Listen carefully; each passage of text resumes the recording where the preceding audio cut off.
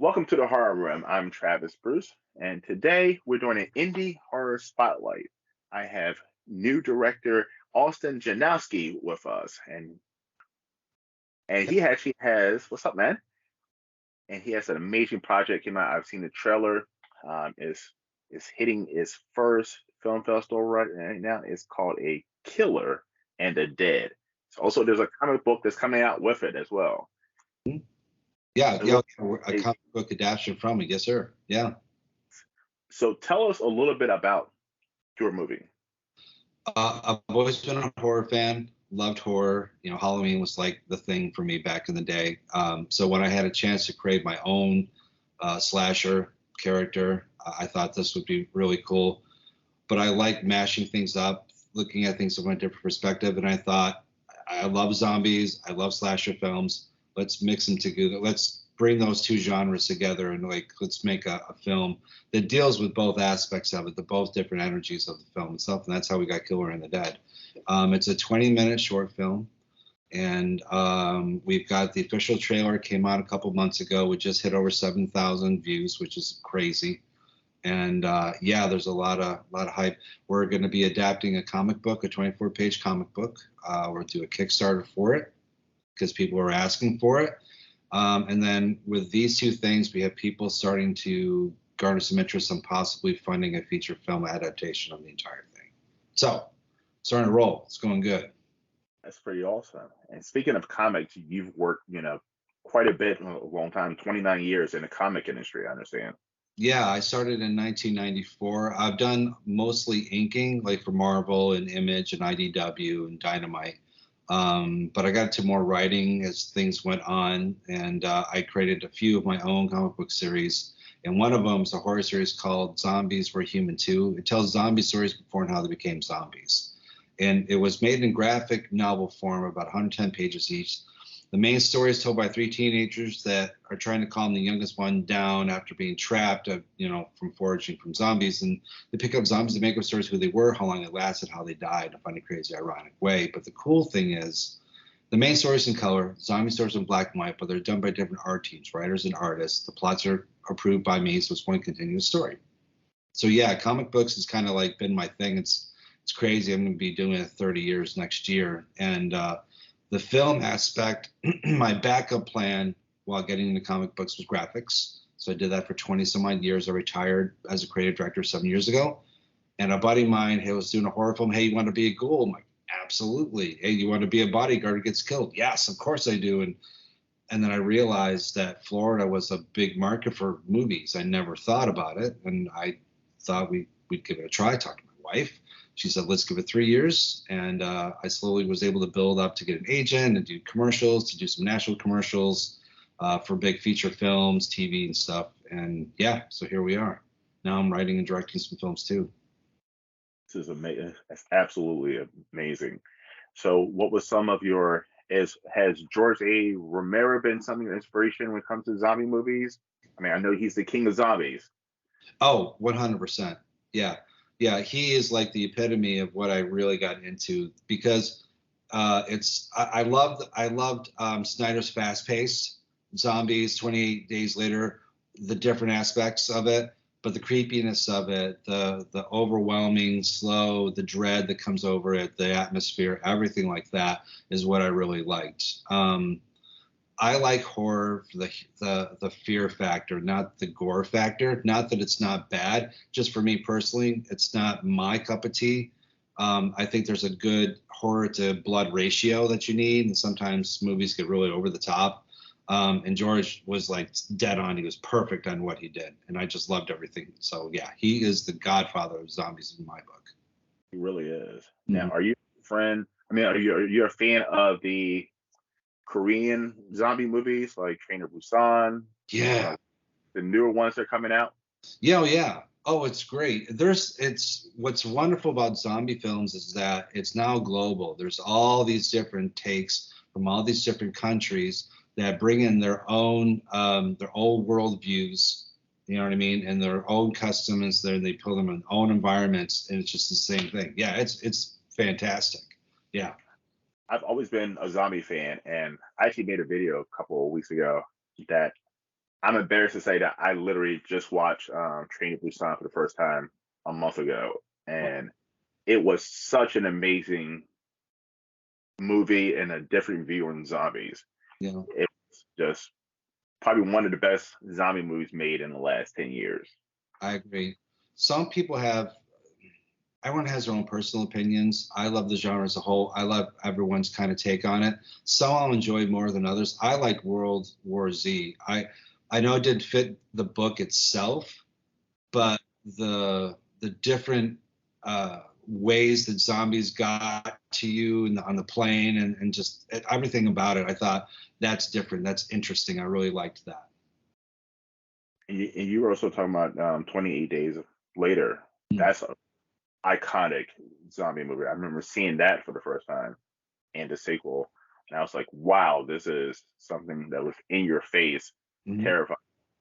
And what I liked about the zombie genre is it doesn't have to be pure horror. You can add some comedic elements to it. You can make dark humor about it. You can add all these different layers to it, like from TV shows on up. It's Shaun of the Dead is a perfect example. It's a scary movie at times, but it's at core it's a comedy, but you can put different layers to it, and that's what makes it such a great genre. Whereas slashers, it's primarily just it's fear first, horror first. You can put some funny moments into it, but horror is like the core of it, and you go around it. Um, so with A Killer in the Dead, it's not. There's a lot of scariness to it, but it has a little bit of humor, kind of like seriously sort of thing. Like, of course, they're like he's coming after us. Well, of course of course there's zombies now. Why wouldn't there possibly be zombies? You know what I mean? And it's just it's one thing after another, after another, after another, and it gets you exhausted. It just like from the trailer, it's like, wow, this is a lot because it seems like the characters have nowhere to run. It's like, Yeah. hopelessness. And that's an amazing to just keep piling it on.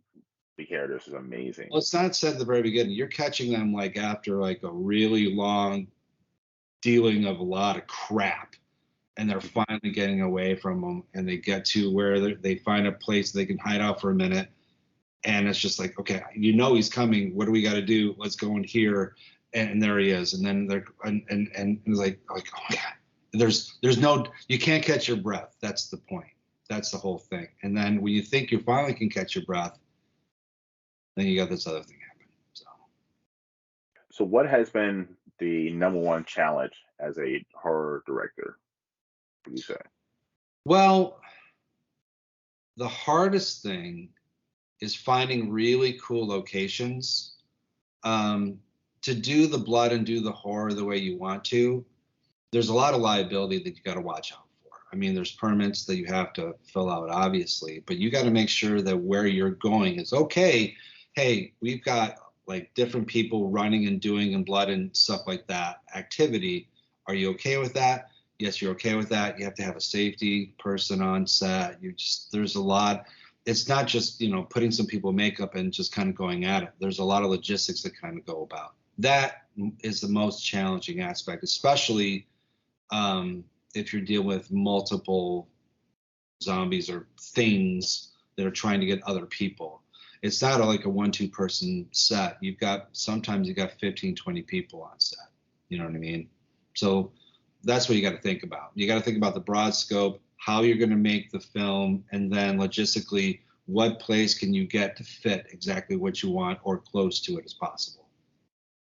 Now, how many days did it take you to film the short? Honestly, we did about 2 months of pre-production on the film, so we had 2 days of really filming what we wanted to do. Um, Ultimately, the original script was having them. We were going to shoot before running and escaping, and then getting to where they were. Um, but I couldn't find any locations that I really thought fit that storyline. So I go, well, I'm hoping to make a feature anyway. Let's get this part right here where it's really action packed and go from there. So we were actually able to shoot in 2 days, but everyone knew what they needed to do. We had planning ahead of time. We talked about and rehearsed what the scenes were, so we could do 1 to 2 takes. We didn't have to do really multiple takes because everyone knew exactly what was going on. That's the most important part. Okay. And filming location, was this movie shot in Florida? Yeah, it was. It was shot in Clearwater, Florida. It was shot at the Clearwater Motor Coaches. A, Okay. a buddy of mine that I was friends with for a long time. I was looking for another spot. It didn't kind of work. He's like, you know, I'm part owner of this place. We got tons of space. You're more than welcome to come here. And I'm like, really? So I came and looked it out, and it fit what I needed to do. Not exactly, but I made it work.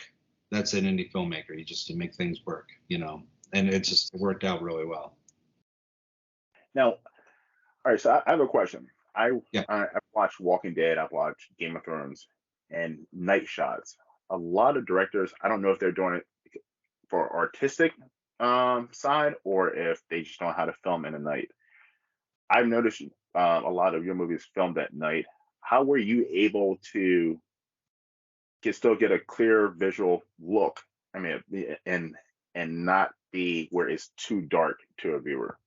You have to light your environment. So you're building when you're outside in your area, you're lighting the entire area, Okay. outside and inside, so that the color balance, kind of the warmth and the coolness, because lights themselves have different warmths depending on the type of bulbs that you're using. Um, and the filters on the camera are set up specifically to work with said bulbs. This is a whole educational thing I had to learn. So you got the camera, you can set up, and there's called LUTs, and LUTs will set up from either dark or really light. So you set a certain LUT that you want as a whole shooting brighter, not like night vision, but like it'll grab more light and make it easier to see in night than other times. And then your lens will work with the light so that you don't have different temperatures. And what I mean by temperatures is you'll shoot something and have kind of a yellow glow, and then the cools will have kind of a blue glow. So it kind of balances that too, to a point. And you just try to light as best you can. And then once you go to post, you've got some different filters and stuff that kind of work that. And then the color balances. It's all technical stuff I don't exactly know. I just know how to shoot. I mean, just as a watcher, I don't know why it's zombie TV shows and zombie movies. It's like anytime it's a night shot, it's so pitch black that it's so dark that you can't tell who's doing what, where it's going. And I was like, is that something they meant to do, or if they're just not good at shooting with the Oh, lighting at night? yeah, sometimes that's the atmosphere. That's the look that you're going for. Have really, really dark stuff, so that the flashlight is your main focal point for light, if it's certain things, or there's really just patches of light because you're setting up the mood, that the tension of the scene. There's all that also. However, if you're not seeing what the characters are doing, that can kind of take away. So there's a balance there. But some people, some TV shows, that's just the way they shoot. That's just what they're looking for. They want a lot of those darks. They want your imagination to kind of think something's going to be coming out of those shadows. And that's the anticipation they're trying to build. So you're actually your film is going to its first film festival in the next couple months, Mhm. and then from there you'll be shopping to other film festivals. Yes, we've already started putting in different festivals, just to get a broader audience out there outside of Florida. And then we're going to try to we do film circuits usually around about a year. And then once that's done, by then, hopefully we will have secured funding for the feature film, so we can start shooting next year, all told, and it can kind of go from there. Awesome. All right, now how can everybody find you? Well, for just general knowledge, just Austin Janowksy. You can Google my name and you'll see stuff about my comics and film stuff. For IMDb, same thing. Austin Janowksy primarily across most social feeds. I'm not on Twitter anymore. I kind of decided to get away from the X or the bird or whatever it's called now. But I am on Instagram, I am on Facebook, and I am on YouTube. So you'll be able to find me that way. Awesome. Well, thank you for coming to the horror room. It's been an absolute pleasure. I can't wait to have you back on next year once the actual filming begins. It's gonna be amazing. That'd be great. Thank you so much. Thanks, guys. Really appreciate it. All right, everyone. Thank you for coming to the horror room. I'm Travis Bruce. I'll see you guys next time. Take care.